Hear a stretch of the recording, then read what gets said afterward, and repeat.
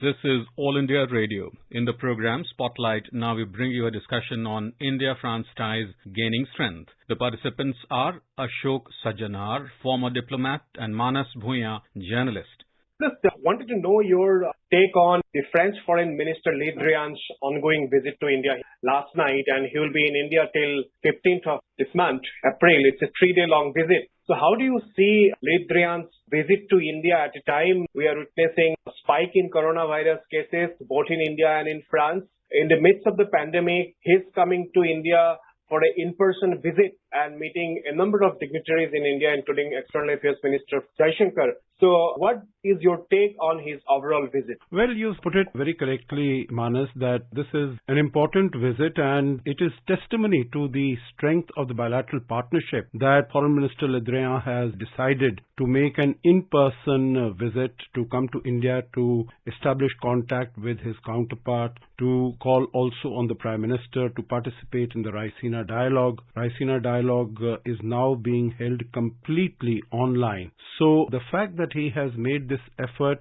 when the pandemic is still raging in India, in France, in Europe and several other countries testifies to the strength and the vitality of this partnership. Of course, this is taking forward the relationship between the two countries, the high-level exchanges that have been taking place for quite some time. The listeners would recall that in 2019, we had the Prime Minister visiting France. He was invited to be a special guest at the G7 Biarritz summit meeting. This was after more than 10 years, in fact, that the last time that India had been invited was in 2005. So that was a very important visit in which a roadmap on cybersecurity and digital technologies was signed. Before that, we had the visit of President Macron himself to India in 2018. At that time, it was the participation of France in the International Solar Alliance.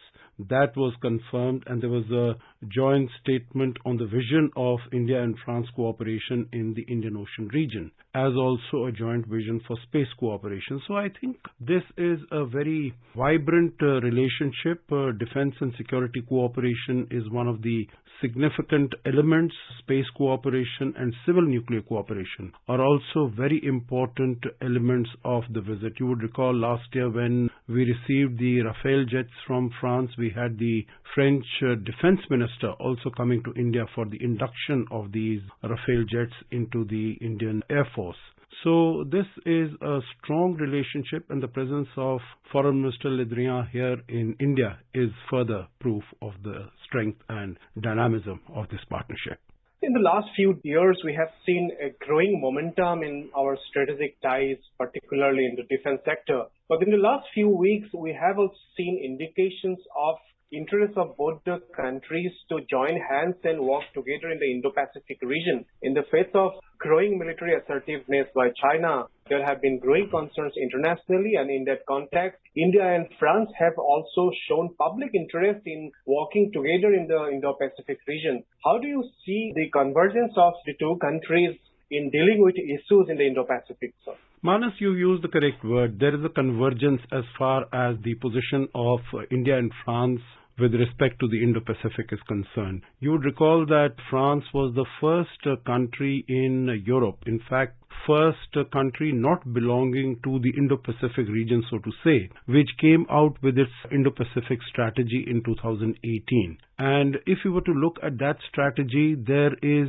a great convergence between the position that was outlined by Prime Minister Modi in 2018 at the Shangri-La Dialogue, when he said that for us the Indo-Pacific extends from the eastern coast of Africa to the western coast of the United States of America. And this is exactly the position that is taken also by France. Secondly, France also has the added position of being a resident power in the Indo-Pacific because it has a large number of islands, a large number of territories. There is Reunion Island and many other smaller islands around it. In the Indian Ocean, there is the New Caledonian Islands in the Pacific Ocean. So across the board, it has a presence in this region. So it can definitely have a very genuine interest in maintaining peace and security in this region. So whatever are the fundamental elements of our Indo-Pacific initiative or Indo-Pacific strategy, if we want to identify it as such, having an open and free Indo-Pacific, having a rule-based international order, freedom of navigation and freedom of overflights. We also call for an inclusive Indo-Pacific. There is convergence between the two sides. And now that we have had this meeting, the first summit of the Quad on the 12th of March last month. And there I think it is being sought to expand the coverage of the Indo-Pacific so that it is not only maritime security that we are talking about, it is also in terms of the vaccine initiative that has been taken, 1 billion doses of vaccines to be manufactured by India with technology coming in from the United States and Japan, and also the financial contribution coming from there, and Australia chipping in with the supply chains facilities. As also we cooperate, the four countries cooperate going forward in the area of emergent technologies, whether it is artificial intelligence, it is 5G, or it is data, or any of the other emergent technologies. And in addition to that, of course, going forward, there'll be issues dealing with climate change, there'll be issues dealing with disaster relief. France has joined India's call for a CDRI, the Coalition for Disaster Resilient Infrastructure.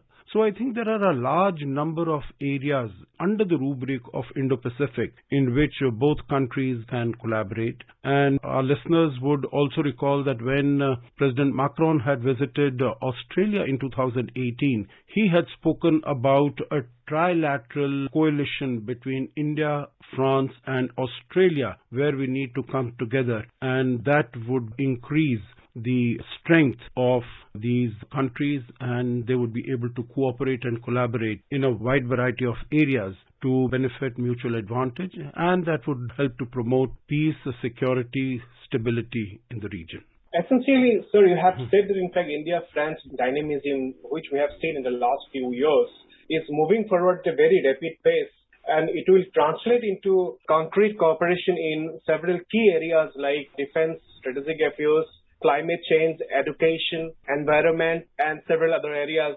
That is what you are mentioning. Yes, exactly. You would recall, as far as climate change and environment is concerned, the Foreign Minister Le Drian is also going to meet, in addition to the Prime Minister and the External Affairs Minister, he is meeting Prakash Javadekar, the Minister of Environment and Forest and Climate Change. You would also recall that when in 2017, I think it was in June, when President Trump, the then US President, had announced his withdrawal from the Paris Accord. At that time, Prime Minister Modi was in St. Petersburg participating. He was the chief guest at the St. Petersburg International Economic Forum. And he had flown directly from St. Petersburg to Paris to meet President Emmanuel Macron, who had just then been elected as the President of France.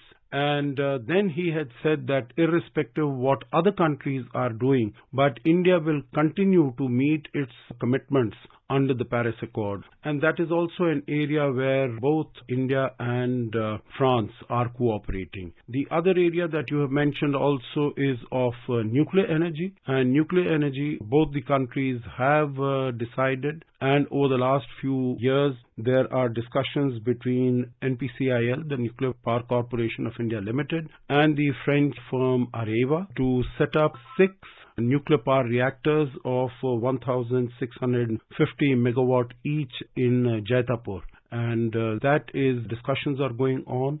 And once these come online, they will go a very long way in bringing clean energy to India and provide energy for not only India's consumers, but also for India's economic growth and development. Our External Affairs Minister, he has been very clearly articulating that a new global order will emerge in the post-coronavirus period. and India has to be ready to play a vital role in that context. There will be renewed balance of power we are expected to see, and in that context, there will be different alliances that are expected to emerge.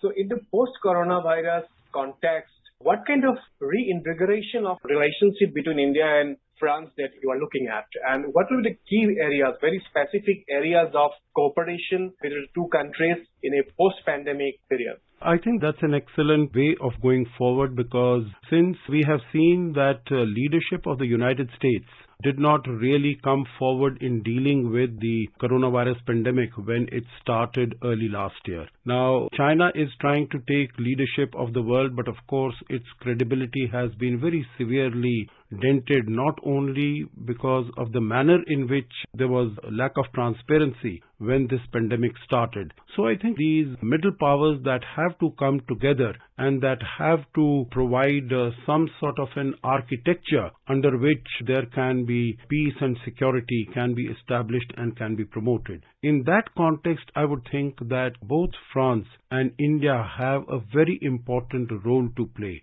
France is permanent member of the UN Security Council. India is an elected member of the UN Security Council for the next 2 years. Both of the countries have been collaborating, have been working very well on these issues that we have spoken about, whether it is the rule-based international order in the Indo-Pacific, because the center of gravity is now shifting very rapidly from the transatlantic region to the Indo-Pacific region. So cooperation between these two countries and of course other partners, including the Quad partnership, and of course going forward we can also look at the possibilities of a Quad Plus initiative, either specific sector-based or on a much broader base that other countries can also be brought in, whether they are some of the countries from the ASEAN like Vietnam, like Indonesia, or from out of that region like France or the United Kingdom. So I think those are areas that we need to explore. Also, we see that terrorism is an issue that has been plaguing the world. We will need to see what happens as far as Afghanistan is concerned. But India and France have been collaborating very effectively against terrorism. Your listeners would recall that when we had these issues of designation of Masood Azhar, the Pakistani terrorist, as a UN designated terrorist, it was France played a very important role, because China had been putting this technical veto in the 1296 committee, and countries like France and also the United States and UK had told China that it will have to come out with the reasons why it was putting these technical holds and technical vetoes. Otherwise, in the Security Council, they will ask for an explanation. So I think our interests in a wide variety of areas. We have spoken about nuclear cooperation, we have spoken about defense security, space cooperation, economic and trade cooperation. There is a great convergence, and also in the area of dealing with terrorism, dealing with climate change. So across the board there is convergence, and I think in the post-COVID world order, both these countries along with their partners will play a very significant and very important role. Next month, we are having India-European Union Summit in Portugal. So do you think our expanding relationship with France will also help us in boosting our overall ties with the European Union, where France plays a very, very important role? I think this is very crucial. This is very critical to the India-EU partnership. You are very right. On the 8th of May in Porto, Portugal, the India-EU Summit is to take place, where Prime Minister is scheduled to meet all the 27 leaders of the EU member states. After that, he is to go to bilateral visit to Paris, to France. And I think that itself, again, that visit, if it takes place, it will be during the pandemic time, and it will be testament to the strength and the vitality of the partnership between India and France.